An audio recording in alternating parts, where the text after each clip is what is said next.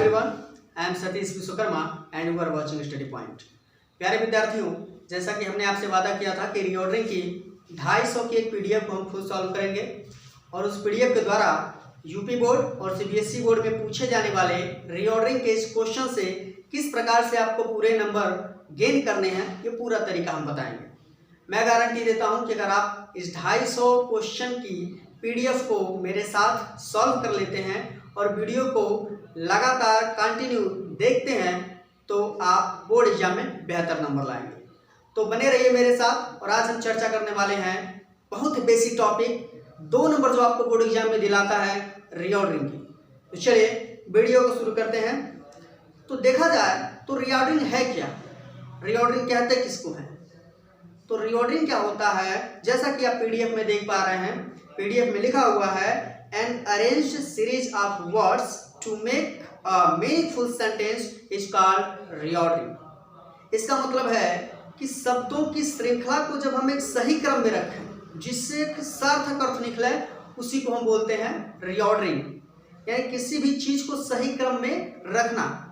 अब जैसे बात कर लें, ए से लेकर जेड तक जितने भी लेटर हैं उनको सही क्रम में जब रखा जाएगा तो वो कहलाएगा रीऑर्डरिंग।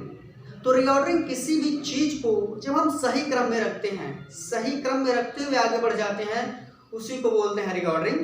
लेकिन यहाँ जो 10 में जो 2 नंबर आपको दिलाता है, इस रीऑर्डरिंग में हम सीखने वाले हैं वर्डों की रीऑर्डरिंग, मतलब शब्दों की रीऑर्डरिंग, कि किस प्रकार से शब्दों को रिकॉर्ड किया जाए, और यही आपको दिलाएंगे 2 नंबर। तो आपको समझ आ गया होगा कि रीऑर्डरिंग क्या है। अब देख लेते हैं कि रीऑर्डरिंग के अंतर्गत कितने सेंटेंस आपको पढ़ने हैं, कौन कौन से सेंटेंस आप पढ़ेंगे तो आप परीक्षा में बेहतर गेन कर सकते हैं, ये आगे देखते हैं। तो चलिए, जैसा कि आपको पीडीएफ में दिख रहा होगा, कुछ रूल्स लिखे गए हैं यहाँ पे। तो रूल्स में अगर आप ध्यान दें तो लिखा हुआ है we know that there are many kinds of sentence in English, यानी हम जानते हैं कि अंग्रेजी भाषा में बहुत सारे सेंटेंस है, बट लेकिन there are certain sentence that you have to read in high school. लेकिन अगर बात करें हाई स्कूल की तो कुछ गिने चुने ही सेंटेंस हैं जिन्हें आपको अध्ययन करना है, और you need not to worry about various sentences. कह रहा है कि आपको बहुत सारे अलग सेंटेंसों की चिंता करने की जरूरत नहीं है, आपको केवल कुछ ही चीजों पर फोकस करना है। कह रहा है follow the rule described in the page and after that you will be able to get good marks. यानी इस पेज में दिए गए जितने भी रूल हैं उसको फॉलो करिए, समझिए, वीडियो को देखिए। मैं गारंटी देता हूं कि आप हाई स्कूल में 2 नंबर आराम से गेन कर पाएंगे, कोई दिक्कत नहीं आएगी। तो चलिए वीडियो को स्टार्ट करते हैं। सबसे पहले बात करते हैं कि सेंटेंस होते कितने हैं और कितने सेंटेंसों को हम हाई स्कूल में रीऑर्डरिंग की दृष्टि से पढ़ने वाले हैं। तो रीऑर्डरिंग के लिए इंपॉर्टेंट है आपके पास 5 सेंटेंस। आप पीडीएफ में ध्यान दें, और पीडीएफ में आपको दिख रहा होगा कि 5 सेंटेंसों में जब से पहला जो सेंटेंस है वो है आपका असर्टिव सेंटेंस। पहला sentence assertive sentence, second is interrogative sentence, third is imperative sentence, और fourth is exclamatory sentence, and last one is optative sentence. पहला कौन सा sentence? Assertive sentence, interrogative sentence, imperative sentence, exclamatory sentence, और last में आपको पढ़ना है optative sentence. इन्हीं 5 सेंटेंसों को रूल हम डिस्कस करेंगे और इसके बाद आप जान पाएंगे कि किस प्रकार से रीऑर्डरिंग में 2 नंबर गेन करें। चलिए तो देखते हैं। अगर बात करें पहले सेंटेंस की, जो है हमारा असर्टिव सेंटेंस, तो जैसा कि आप पीडीएफ में देख पा रहे हैं, देखिए असर्टिव सेंटेंस होते क्या है। पहली बात हमें यह समझ लेना है कि इस वीडियो में हम ट्रांसलेशन डिस्कस नहीं करने वाले हैं। हमें यह नहीं सीखना है कि इन सेंटेंसों से ट्रांसलेशन कैसे किए जाएं, हमें केवल इतना ही सीखना है कि इन सेंटेंसों को पहचाना कैसे जाए और किस प्रकार से शब्दों को सही क्रम में रखकर करेक्ट सेंटेंस का निर्माण किया जाए। बस हमें केवल इतना ही ध्यान देना है, और इसके लिए केवल हमें जरूरत है इन सेंटेंसों को पहचानने की, इस सेंटेंस को कैसे पहचानेंगे। तो पहला डिस्कस करते हैं असर्टिव सेंटेंस। असर्टिव सेंटेंस में जनरली 2 पार्ट हैं। अब इन दोनों पार्टों को जब आप पढ़ेंगे तो आपको समझ आएगा कि कौन कौन से 2 सेंटेंस हैं और किस प्रकार से रीऑर्डरिंग के लिए इंपॉर्टेंट है। तो आपको दिख रहा होगा पीडीएफ में कि असर्टिव सेंटेंस के 2 पार्ट हैं। जो पहला पार्ट है वो है अफर्मेटिव सेंटेंस, और जो दूसरा पार्ट है वो है निगेटिव सेंटेंस। तो इन्हीं दोनों को समझने के बाद आप असर्टिव को समझ पाएंगे। तो पहले नंबर पर बात करते हैं अफर्मेटिव सेंटेंस की। तो जो अफर्मेटिव सेंटेंस है सीधे सीधे इसकी पहचान देख लेते हैं। मैं आपको पहचान बता दूं, अफर्मेटिव सेंटेंस को हम पॉजिटिव सेंटेंस भी बोलते हैं, यानी सेंटेंसों को बोलते हैं सिंपल सेंटेंस, यानी पॉजिटिव सेंटेंस या सिंपल सेंटेंस को ही अफर्मेटिव सेंटेंस बोलते हैं। तो अगर बात करें अफर्मेटिव सेंटेंस की तो पहचान याद रखिएगा, अफर्मेटिव सेंटेंस में जब आप लास्ट में जाएंगे, जब आप सेंटेंस के एंड में जाएंगे, वहां आपको मिलेगा एक फुल स्टॉप। सेंटेंस के अंत में फुल स्टॉप मिलता है। सेंटेंस में किसी प्रकार का कोई क्वेश्चन वर्ड नहीं दिया गया रहता है और सेंटेंस में किसी प्रकार का कोई नेगेटिव वर्ड नहीं रहता है। अब देख लेते हैं कि क्वेश्चन वर्ड क्या है और नेगेटिव वर्ड क्या है। तो क्वेश्चन वर्ड वे शब्द होते हैं जिनसे ये पता चले कि कोई प्रश्न पूछा जा रहा है। जैसे मैं बोलूं कि आपका क्या नाम है, अब इस सेंटेंस में जो क्या शब्द है वही बता रहा है कि किसी से कोई प्रश्न पूछा जा रहा है। तो इस प्रकार के शब्दों को हम बोलते हैं इंटरोगेटिव वर्ड। और जो ये क्वेश्चन वर्ड या इंटरोगेटिव वर्ड होते हैं, यानी कि अंतर्गत हो गया what, why, when, how etcetera, बहुत सारे सेंटेंस जो आपको, बहुत सारे वर्ड जो आपको मिलते हैं। और दूसरा बात करें निगेटिव सेंटेंस की या निगेटिव वर्ड की, तो निगेटिव वर्ड में कौन कौन है, नॉट है, नो है, नेवर है, यानी क्वेश्चन वर्ड और निगेटिव वर्ड ये दोनों नहीं आने चाहिए। और इसके अलावा सेंटेंस की एंडिंग फुल स्टॉप से होनी चाहिए। तो सेंटेंस हमारा होता है कौन सा, अफर्मेटिव। लेकिन इसके अलावा एक चीज और आपको ध्यान देना है कि सेंटेंस में सब्जेक्ट, वर्ब और ऑब्जेक्ट का होना अनिवार्य है।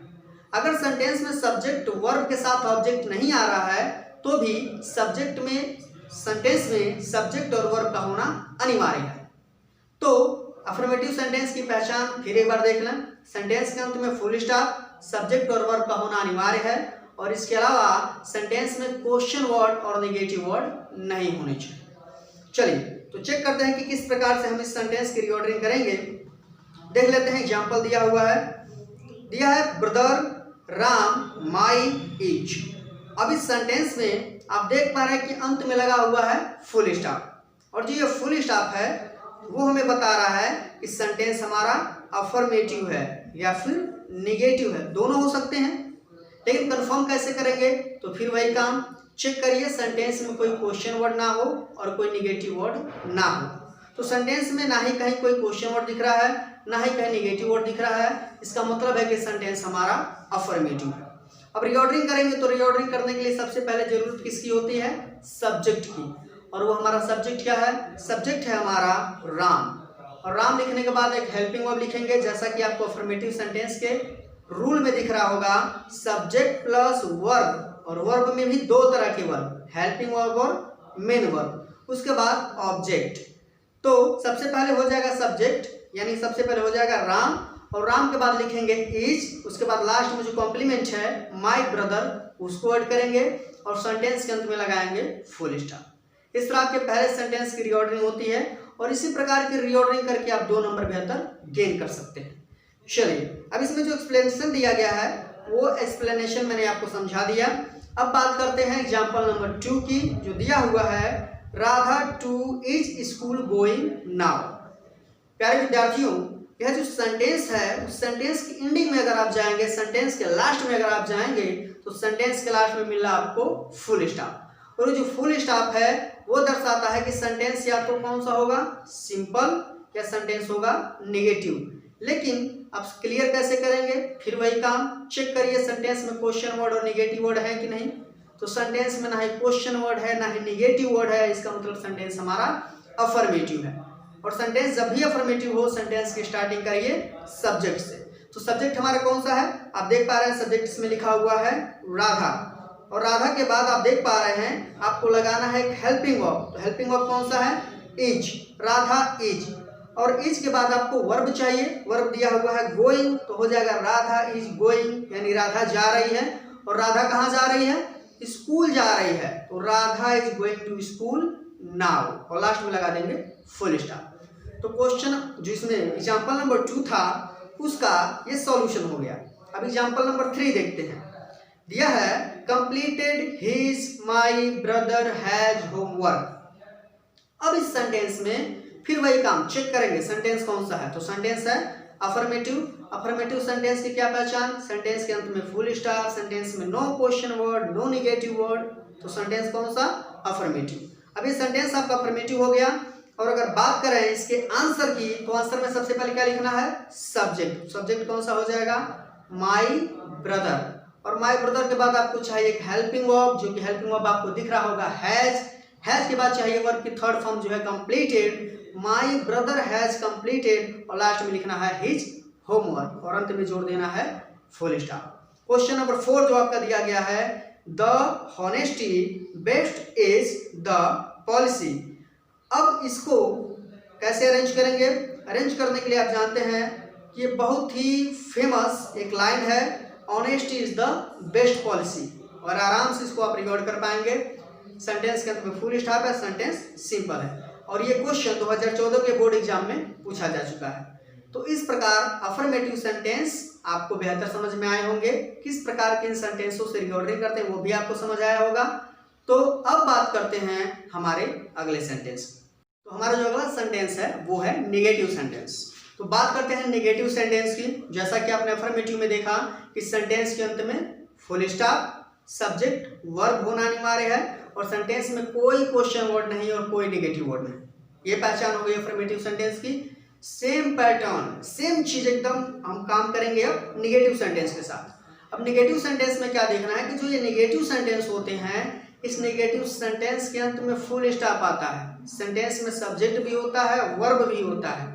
सेंटेंस में क्वेश्चन वर्ड भी नहीं होता है, लेकिन सेंटेंस में नेगेटिव वर्ड होता है। और यही इसको अलग बनाता है अफर्मेटिव सेंटेंस से।